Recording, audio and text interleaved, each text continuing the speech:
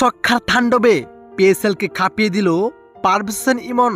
প্রথম 2 ম্যাচে ব্যর্থতার পর আজ আবারও শক্তিশালী প্রতিপক্ষ মুলতান সুলতানের বিপক্ষে মাঠে নেমেছে পারভেজ হোসেন ইমনের লাহোর কালান্দাজ।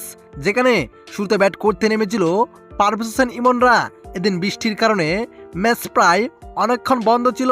এতে ডিএলএস পদ্ধতিতে 13 ওভারে খেলা গড়ায় মাঠে, অর্থাৎ প্রথম আর্ধে 13 ওভার খেলতে হবে পারভেজ হোসেন ইমনদের এবং দ্বিতীয় আর্ধে 13 ওভারের মধ্যেই খেলা শেষ করতে হবে মুলতান সুলতানদের।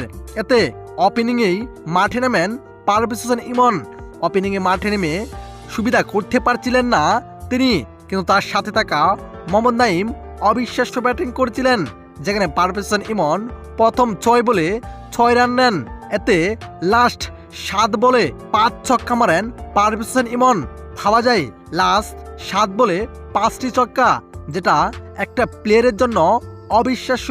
শেষ পর্যন্ত 19 বলে 45 রানের জড়ো ইনিংস খেলেন পারভেজ হোসেন ইমন। এদিকে শেষ পর্যন্ত মোহাম্মদ নাইমের ব্যাটিং জোরে পাহাড় সমান রান করেন লাহোর কালান্দাজ।